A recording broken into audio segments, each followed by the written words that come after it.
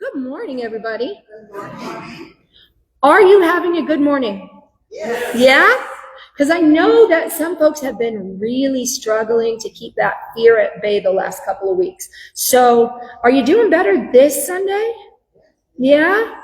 Because I know the people who came to A Course in Miracles last Tuesday are feeling quite a bit better, because that book can really give you clarity sometimes. I say sometimes because it can be really difficult to decode the language a lot of the time, but when you manage to do it, what you get out of it is really transformative. Last week, I started off our talk to bring us into a clear state of presence through meditation. And this week, I want to try a different approach. Those of you who know me well are aware that I have a minor obsession with books, just a little. And if you didn't know that about me, now you do. So at the beginning of last week, I placed an order at my favorite online bookstore, and that's Thrift Books. And orders from there can take anywhere from a couple of days to over a month. And they're often mailed like one book at a time, which is kind of a pain. So I was really pleasantly surprised when the whole entire batch was delivered yesterday in beautiful green Thrift Books packaging. Because it's usually a gamble whether or not you're going to get the title that you ordered in time to use it for a specific purpose. But among those books was the last copy that they have of Transforming Your Dragons, which is the book that we're using to help position our talks. It's by Jose Stevens. It is the primary book that we're using for our talks, but I'm drawing from elsewhere, as you'll find out in a second. But that book is really important to help us transform our fear into empowerment. So that other copy, as well as another, we have 2 copies that will be available in the bookstore today. So yeah, that's ready to go. There were also books by several other names that you may have heard me talk about throughout my talks up here. There's Alan Watts, like 3 or 4 of his books, Osho, Adyashanti, Leonard Jacobson, and a couple of others. I didn't know he wrote a children's book. I now have it. It's very cool. And of course, I started flipping through them immediately, and I found a beautiful poem which speaks to exactly where I'd like us to be as we move into this talk today. And if we listen closely, I think the words will help us all move out of our heads and into the moment. It's on pages 64 and 65 of My Secret is Silence by Adyashanti. He says, "Join me here now, where there are no points of view. Slip under good and bad, right and wrong, worthy and unworthy, sinner and saint. Meet me here, where everything is unframed, before understanding and not understanding. Meet me here, where silence roars, where stillness is dancing, where the eternal is living and dying. Meet me here, where you are not you, where you are it, and it is unspeakable. Meet me here, where all points of view merge into a single point that then disappears. Meet me here, before there ever was something, before there ever was nothing. Meet me here, where everything speaks of this, where everything has always spoken this, where nothing is ever lost or found. Meet me here." Isn't that beautiful? It touched me very, very deeply, and it says exactly what I want to convey in order for us to be in a receptive state so that we can really understand and, most of all, employ these techniques for transforming our fear. Because it's been my observation that the glaring product of all of the recent fear stemming from national politics is hatred. We're being awful to each other. And that's never okay.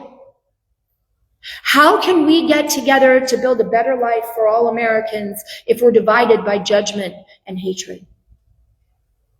And if you're worried about where I'm going with this, don't worry. I promise not to get political, and I won't. But when I see people attacking each other, and I know that at the root of the matter, regardless of which side of the argument, it's because they're all coming from a place of fear. And when I see what that fear is doing to us, I have to speak the truth. Bring us all to the present in presence so we can work through all of that fear and come back together. We're one. We always have been one. Ego and fear just try to hide that oneness from us. So, nobody in this room is your enemy. Right here and right now, there is no division, and nothing that's been rattling around in our minds is actually happening. Right now, we're safe. And so I'd like us all to take a deep breath and choose to be fully present now. Is everybody here? Yeah? Did the mental chatter respond to that inner mute button? Okay, good. Now that we're not looking around at all the chaos in our head, let's explore these dragons, shall we? So there are 7 dragons, according to Jose Stevens. These are arrogance, self-deprecation. Wow, I said self. Yep, and we also had pigs on a tree earlier, so there was that. So self-deprecation, greed, self-destruction, impatience, martyrdom, and stubbornness. And he says that when you defeat your dragons or transform your dragons, you will be more present. You will have all of your energy available to make your choices. You'll be able to take actions that are evolutionary in nature. You'll have the power that comes from being truly at peace for the first time. You'll be happy. You'll be a magnet and a role model for the people around you. You'll no longer attract those people who are compulsively drawn to your weaknesses. Ooh, that was a big one. You'll find compassion for others still in the grip of their own dragons. You'll be able to assist others without becoming entrapped yourself. That's one we all know, right?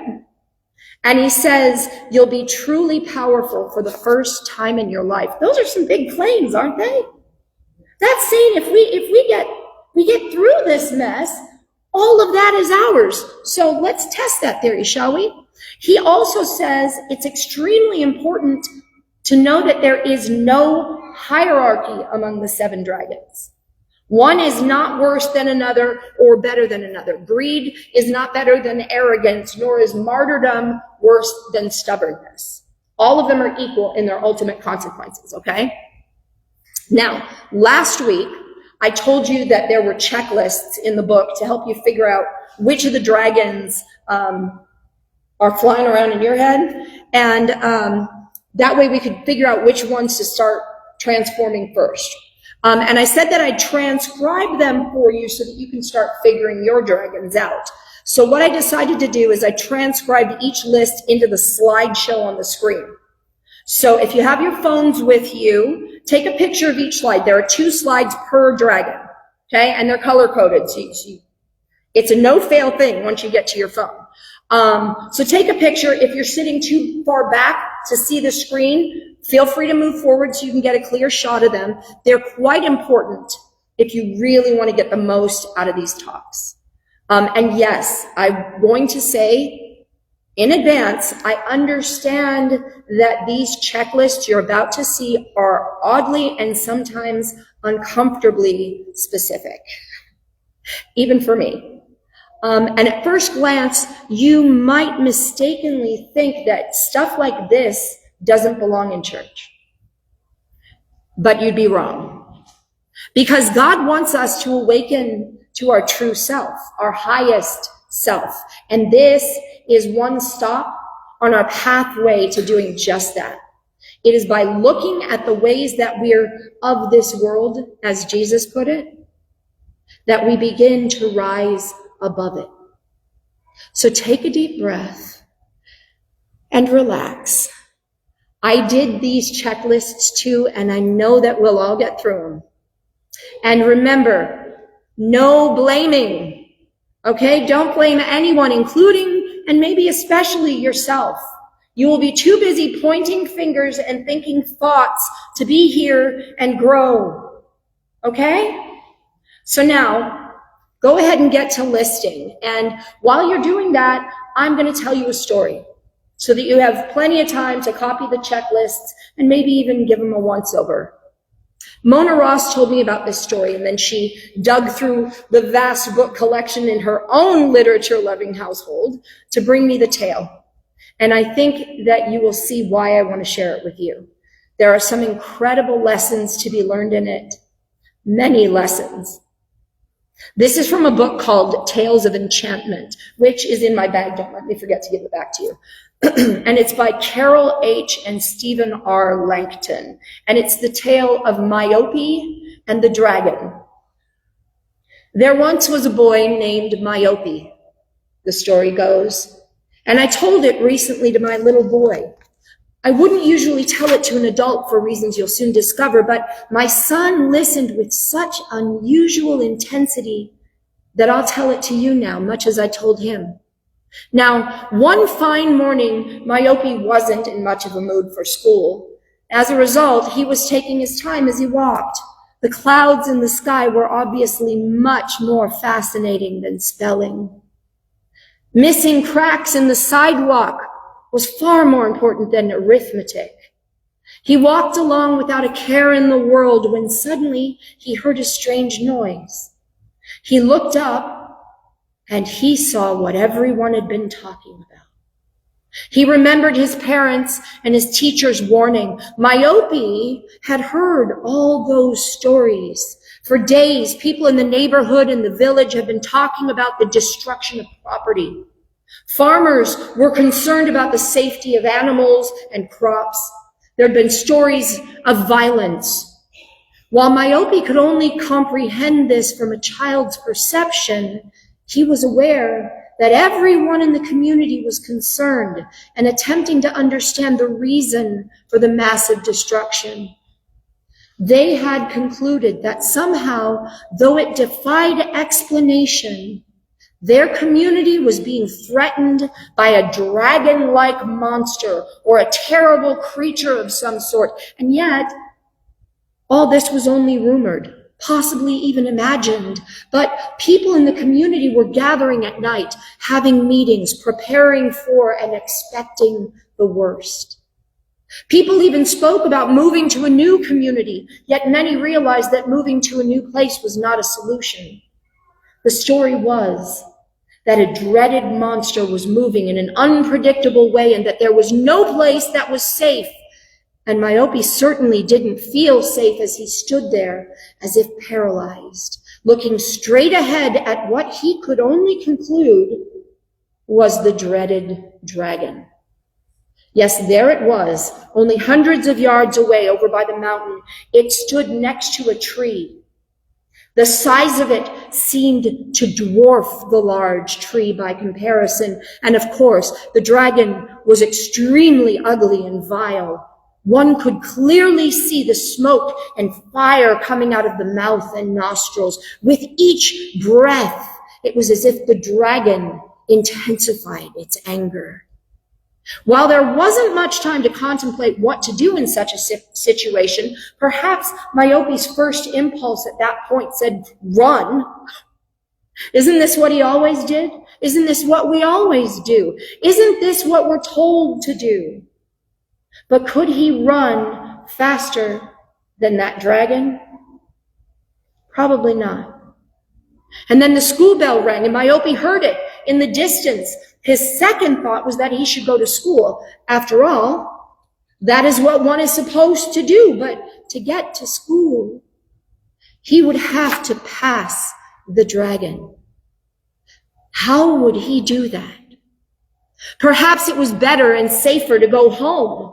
What does anyone do when they're afraid? Look for known safety and security. Avoid the fear and danger, or something else.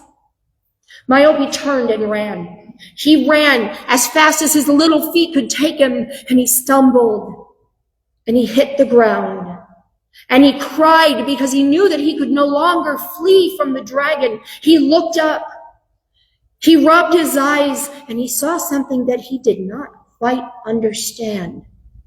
Now, Myope wasn't an especially precocious boy. He had no knowledge of physics, optics, or perception, but he did notice something very strange. When he gained his composure, he realized that the dragon had not moved. It was still by the mountain, still by the tree, and still breathing smoke and fire and looking very menacing.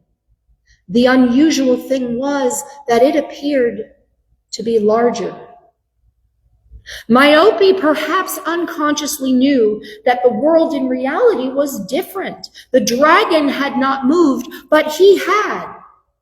He had gotten away from the dragon and noticed that in getting farther away, the dragon appeared to be larger. No, it did not appear to be larger. It was larger. He knew that was strange. Maybe not in technical terms, but Myope realized that normally we get further away from things, and as we distance, they appear to be smaller in size. But the dragon was larger. It's not supposed to be that way, he said to himself. It doesn't make sense. Myope gave a small sigh of relief. He had seemingly gotten away from the dreaded monster, but now it was bigger and even more intimidating, and this was strange. So being curious, Myope decided to investigate, and so he walked toward the bushes on his right. And then he walked forward a few steps and then back a few steps, and hiding behind the bushes and trees, he ran half a block or so. Then he retraced his steps, and again he ran forward and backward, over and over, sometimes quickly and sometimes cautiously. He zigzagged and zigzagged, becoming increasingly dumbfounded. It just didn't make sense. He couldn't deny that. Without fail, the further he got away from the dragon, the bigger it became. The closer he got to the dragon, the smaller it became. Then the second school bell rang. He knew he had to get to school now. He knew he had to pass that dragon to get to school, but he had a new experience. He had a new perception. Myope took a deep breath. He mustered all the strength and courage that he had in his little body. He stood tall and strong, and he began to run. He needed to avoid the dragon, or at least have the dragon not see him. It was better to avoid the dragon, he thought. He took another deep breath and thought about the times in the past when he had succeeded in things he thought he couldn't do. For some strange reason, Myope changed his direction. He did what no one else had done. He ran straight toward the dreaded dragon. He saw the fire and the smoke and perhaps understood why so many people had been frightened. Yet also, he seemingly knew that no one had really seen the dragon. He approached the dragon and suddenly stopped. Had he come too close? No, there it was. Was it everything he thought it would be and more? He reached down and he picked the dragon up off the ground and he put it in his hand. He held the dragon for a second and he saw the smoke coming from its nostrils and the fire in its mouth. Yes, he held the dreaded dragon in his hand. He had gotten even closer and it had become even smaller, or perhaps the size of a toy dragon, or even a harmless fly. Was this the dreaded dragon? Or did one really need to dread the dragon. The late bell rang. Myope put the dragon in his pocket and he ran to school. And when he got to school, he ran up those 3 flights of stairs and tried to sneak into class without anyone seeing him. We've all done that, right? And of course, everybody did, just like they saw us when we tried it. Myope's teacher looked at him reproachfully. He came toward him and asked, "Why are you late?" Myope shrugged his shoulders. The teacher said, "Myope, you know better. Haven't we talked about this? Haven't your parents warned you of the danger lurking outside?" Myope chuckled. The teacher continued on, telling the class about the predicament in the community and warning the children because the dreaded dragon could not be stopped. He told them there would be a meeting after school and that a decision would be made that evening. Likely the whole community would be moving to a safer place, he said. Myope giggled. He put his hands over his mouth to hide his laughter, but when the teacher continued, Myope started to laugh so hard that he fell out of his chair, becoming hysterical on the floor, and the teacher rushed over and admonished him for making light of such a serious matter, then demanded to know why Myope was late. "Well, it's because I slayed the dreaded dragon." The teacher indignantly replied, "That's enough, young man. I'm taking you to the principal's office. Your lying and mockery will not be tolerated." And with that, the teacher grabbed Myope and whisked him down 3 flights of stairs and into the principal's office.